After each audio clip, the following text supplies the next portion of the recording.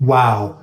Today on Writing Battle TV, we're going to interview somebody who's won Writing Battle not once, but twice. And one of those times they won it undefeated. Let's chat.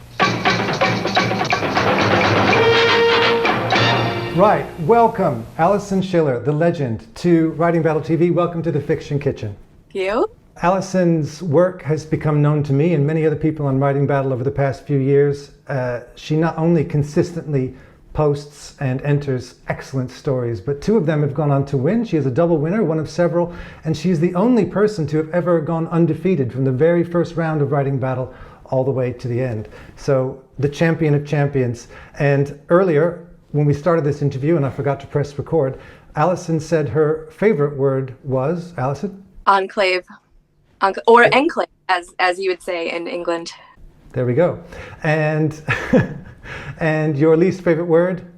Oh, flesh or moist, any of those that just evoke ickiness. Great. And catch us up to speed on your favorite curse word, please. It's lame, but I tend to say goddamn a lot. I'm married to a Brit, and she covers all the other curse words, so I go with that one. Yeah, I also am married to a Brit, and I can completely vouch for that. They have a poetry about their swearing that we can only aspire to in the States. Alison, so I was asking you before, the past few years you have entered loads of stories, not just on Writing Battle, but on a lot of online competitions, and you've won a handful of those, and you've won Writing Battle twice, as I said. How did your writing journey start? So when did you start writing, and what led you up to the success you have now? Well, I've always been interested in stories, and I've always been in me to tell stories and to create stories. But I was an only child, and my mom was an elementary school teacher, and she did not allow me to watch movies or TV. So, sort of by necessity, for my own sanity, I had to create stories and entertain myself. And I think I was like 3, and I would dictate stories, and she would write them down. So I have like a little box of lame little stories. So it was just something that was always encouraged and nurtured. You know, in school, I would write creatively. I did some contests in school growing up, but then my focus really shifted in like middle school to musical theater, which I think informs the storytelling process, and I know a thing or two about that. But I was determined to be on Broadway, so like my whole life shifted in that direction. And I went to school at Marymount Manhattan for a year, because we can't all get into the University of Michigan, can we? Hey now.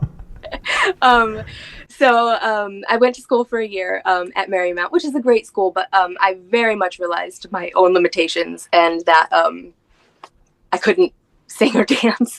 So I quickly pivoted and moved back to Connecticut to study creative writing. And I haven't looked back. I think I didn't start doing it seriously until my 20s. I would agree. I mean, I kind of, Writing Battle alone is like a master's. It's like taking a master's that just never stops.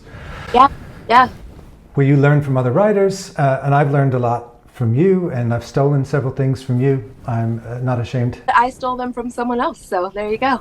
There we go. That's what we do with writing. So speaking specifically now, Alison, the first time you came to my attention was with a story you wrote called Saltwater Melancholy, which was your first Writing Battle win, correct? Yes, yeah. Okay, and that was a beautiful story. Talk us through your process, if you remember it, of writing that story. So you drew your prompts. It was environmental drama. I don't remember what the other prompts were. You might. What was your process of writing that story? I think the other prompt, I know, melancholy was my word, and I think something to do with bravery, like or taking a chance or something was the other prompt. I think I sat on it for a while, but I love dystopian stories. I love speculative fiction. I love thinking about the what ifs. And I think with dystopia, we see a lot of like like Mad Max, scorched landscapes, that sort of thing, which I love. But one thing I have thought a lot about is like, what if the ice caps all melt and the world is covered in water, which is unfortunately a real thing we have to think about. So I think a lot of the time when I get prompts for these things, I try to think about like how to subvert them, like how to do something a little different than maybe what the obvious choice would be. I think we all do that, but yeah, the idea of water came to me, and then I think I just went from there. I really love writing in a younger voice. I think that protagonist is a little bit younger, like maybe like 13, 12. And I think you can get away with a lot I think you can get away with a lot more when your protagonist is younger, because they're sort of still discovering the world, and your reader can discover that world through your protagonist a little bit. It doesn't seem as forced or info dumpy. I'm going to unpick two things that you said there, Alison, quickly. The first one was subverting the prompts, which is something you said everybody does. No, it's not. And it is something that I have heard on a separate podcast. This isn't a podcast, this is on YouTube, but on a podcast I heard Maggie Schreier, who's also a two-time winner, was a two-time winner before yourself of Writing Battle, and she also looks to subvert the prompts. I'm trying to amass in my head a non-mathematical equation that equals Writing Battle success, and I'd like to ask you to help me pin it down at the end of this video. But one of those things would be trying to subvert the prompts, and another thing would be to find a voice that is either younger or not as clever. That seems to be something that really resounds with a wider swath of audiences. What do you think about that? I think voice is everything. I think if you can create a voice, and it doesn't necessarily even have to be younger, or it has to stand out, and it has to be consistent, and it has to match the story that you're telling. But if you can confidently go in with a voice, whether it's like younger, older, even somebody with there's a great detective series, and I don't remember the title of it, but the detective has OCD, and it's written that way. He has to stop and touch the light switch 3 times before he walks out the door, and his internal voice reflects that, and it's incredible. So, and I mean, just, anything, and the OCD does inform the actual plot. I mean, don't give your characters it's good to weave everything together. You don't want to just like throw things at the wall just to be different or edgy, but I think voice is everything. I think the best stories have the strongest voices. I agree, and yours have incredibly strong voices. Now, your second Writing Battle win, I'll be honest with you, all of your stories have the wow factor, at least in my eyes, in the eyes of many people that read them. But the second story that you've won, I've forgotten the title, but it was an inanimate romance from the point of view of a car. Mm-hmm. Almost Summer. Or was it a truck? Truck. A truck. Almost Summer it was called, you said. Yeah. Okay, so does that follow the same thing, where you have a very specific voice and very specific parameters for that voice, and subverting the prompts as well? I think so, in that it was the 250 word limit, so it does get a little tricky when you have such a limited, you can add in a voice, and then as you edit and have to cut the words down, some of those things kind of, but I tried. I don't know if I succeeded with the voice, but I tried. But I thought everyone was going to do from the point of view of the inanimate object. A lot of people did, and they did it well, but not everyone did. And I think that the success of the piece was the real world. It was set, in the time of the Vietnam War, and I think that the history and the common knowledge of that history kind of did a lot of the heavy lifting for me, because I didn't have to talk about the Vietnam War because people know that time. So I kind of gave myself a cheat there. Maybe it's not a cheat, maybe, I don't know, but yeah. Yeah, no, it really worked. Another aspect of your writing, and a lot of the winners of not just Writing Battle, but a lot of online writing competitions, is the beauty of their prose within the world that they've created. And the word purple is often used not in a good way. Purple prose, saying that it's flowery for the sake of it.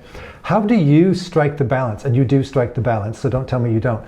How do you strike the balance of having such beauty in the words that you're using, and yet maintaining a clarity that resounds with the majority of people. Because sometimes when I try to do that, people say, I don't get it. I remember I wrote a story about a cat, and the cat was clawing at a lady's face. Thank you. Clawing at a lady's face, and he ripped rouge and shredded eyeshadow. And someone wrote back in beta reading, eyeshadow doesn't shred, rouge doesn't rip. So how do you strike the balance of clarity when you write? By the way, I loved your cat story. It was fantastic. Honestly, second only to your one, your sci-fi Western, which should have won. I don't know if I can say that, but it should have won. It was fantastic. Coming up next week on Writing Battle TV, Alison Schiller will interview me. Yes. But for now, we'll stick with her. First of all, I think that I'm not smart enough to write purple prose. I think that is flowery language, and when done well there's a lot of literary novels that are gorgeous. I am not. I've learned to accept that that's not going to be. I'm never going to be a literary author, and that's okay. But I strive for upmarket, so commercial, which. I don't. We learn those phrases in creative writing school. Commercial is basically for the masses. You have your Dan Brown, your supermarket novels. Yeah. Colleen Hoover, and then you have your fancier writers. That's a terrible way to say it, but your more literary writers. In upmarket strikes the balance between. So I've always tried to aim for that. I do not always succeed. But I think just seeing feedback from, especially in contests, from people who write these gorgeous sentences, but there's no substance there, or there's not a clear substance. I think if a reader has to dig under layers and layers to get to the meat of something and to understand it, then I don't know. I don't know that it's doing the best job it could to tell a story, but I also your example. I think that you're a very clear writer. I think I don't necessarily agree with people who are criticizing, but that's just my bias speaking. So, well, that leads me very well into the next point, because in Writing Battle we aren't just writers; we then become judges.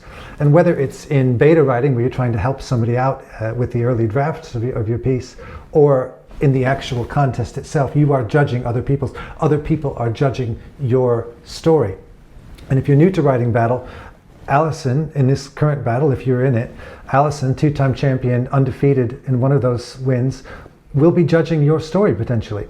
So how does Alison Schiller judge two stories that are put in front of her?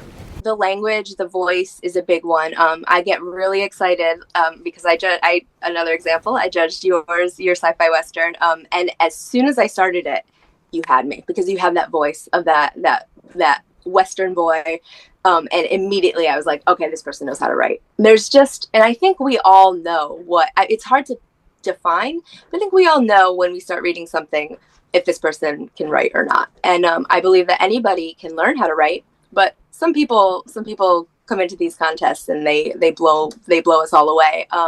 You mentioned Maggie Schreier earlier. Good God, what a talent, Chad, Rachel, who watch out for, everybody. She's coming. She's incredible. I think it's a lot to do with the voice, and also a lot to do with the ending. I find that flash fiction short stories are more about the gut punch, that ending. Does it oh God, it's so hard to define, but does the circle close in a satisfying way that is emotionally relevant? Is that a good way to put it?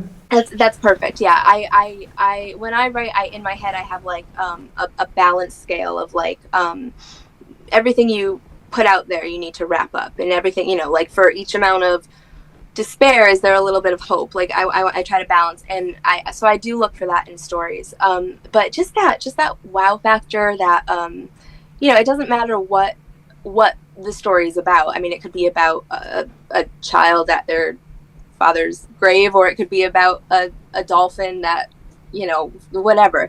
If written well, and if there's heart to it, and if it makes me think, if I'm still thinking about it after that last sentence, you've probably won the duel.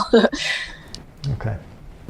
It's interesting that you should say wrapping up things that you do. One of my favorite writing, not rules, there's no rules to writing, but one of my favorite wisdoms came from my favorite author, Stephen Graham Jones, who said, he says that when he writes, he tries to use all of the buffalo, like the Native Americans, like the Native American that he is.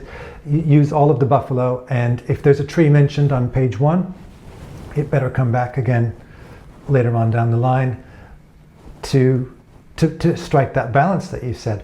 So that's another part of the equation. It's also something that like I encourage writers to think about, like leaving breadcrumbs for themselves, because it's a gift you can give yourself as a writer. Sprinkle things in the beginning that you can come back to at the end, and it feels so full circle when you do that, and it elevates your writing in a way like that, it gives you that edge up.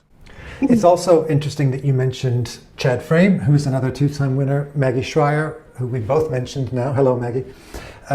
But also Alison Hall, who is a 2-time winner, and also E.J. Seidel, who has also won twice. You are the 5 who have won Writing Battle twice.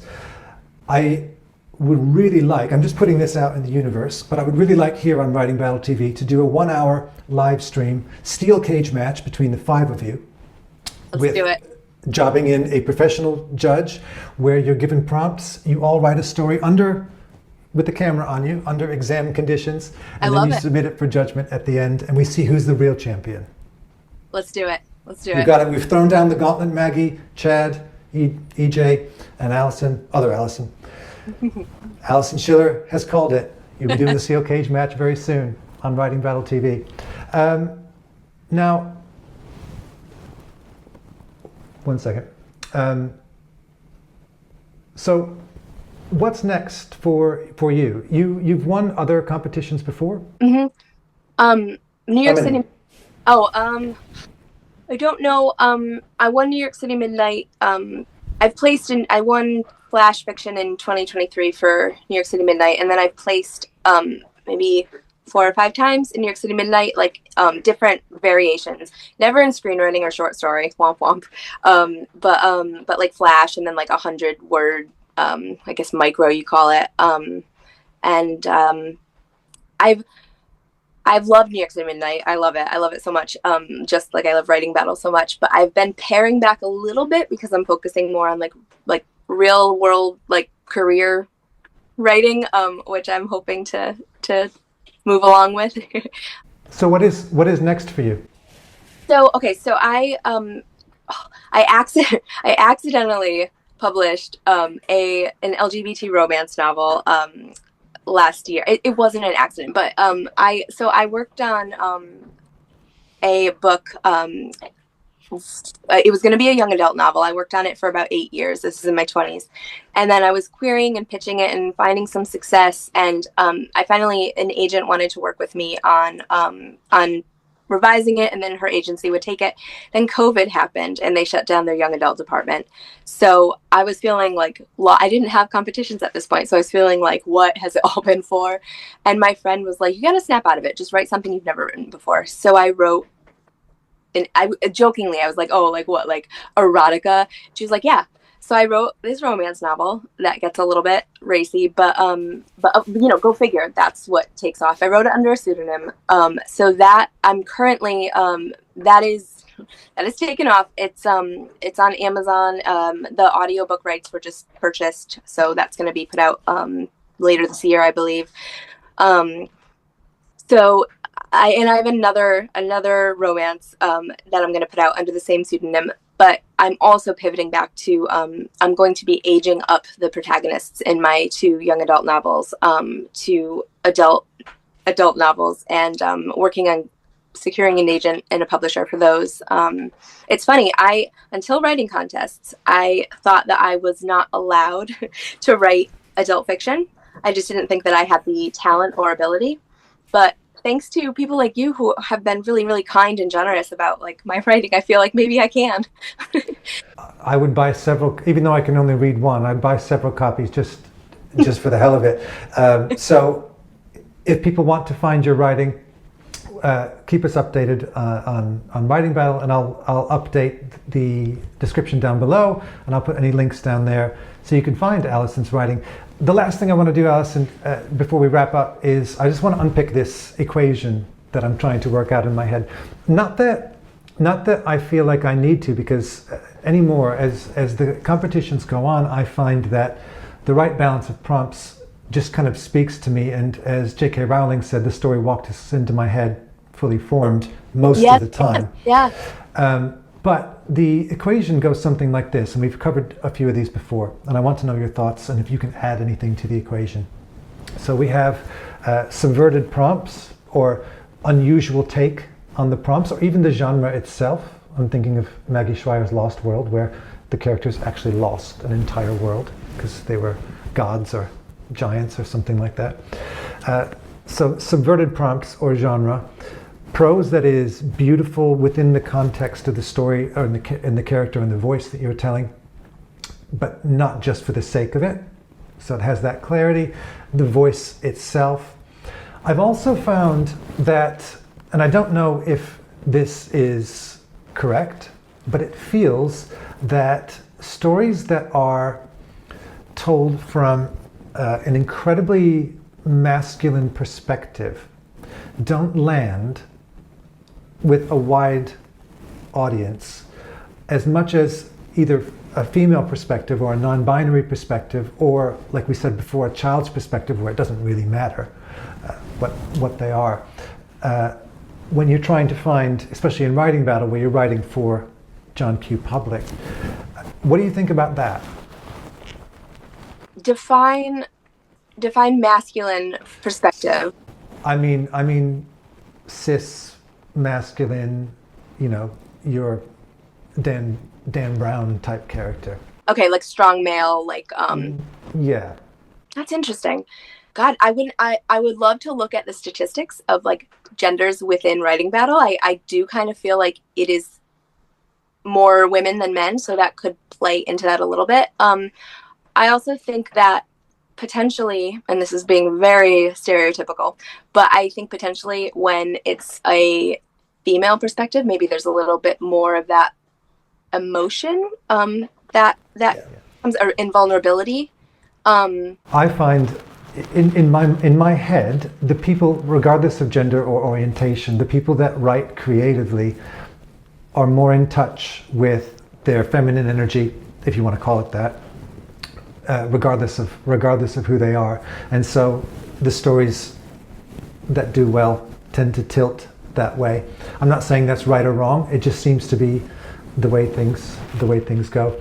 And then the last thing I wanted to talk about, and you mentioned it before, is the twist or the gut punch. Now, it's not always the case that the story that wins has a twist or a gut punch. How do you feel about the use of those and how necessary they are for people to do well? I think that I don't know that they're necessary. I think when done well, and when it's earned, like if it's not just like for the sake, I don't think twists for the sake of twists are gonna elevate a story. But I mean, when done well, I think they're great. I think maybe I should have not, so gut punch, I was thinking more of it doesn't necessarily need to be like a real like zinger of a plot line or whatever, but just the end, like something that hits, the ending line or the ending, like it just leaves you with something. I was practicing, I was imagining the things you might ask me, and because I get really awkward on camera, so I was trying to like plan what I would say, and I remembered, and I'm not going to be able, I'm terrible about like citing sources, because I'll see something or hear something and think it's incredible, and I'll remember it, but I won't remember. So apologies to wherever this came from. I think it was a film about Winston Churchill, but there was a moment where one of the characters talks about a piece of classical music that was unfinished because the composer died before they could finish it. But if you play that piece of music, it it cuts off abruptly, but it's so beautiful because your brain actually keeps it going for a couple of notes. So you actually hear the song continue even though it stops. And I think the best short stories do exactly that, where after it ends, it just continues in your mind.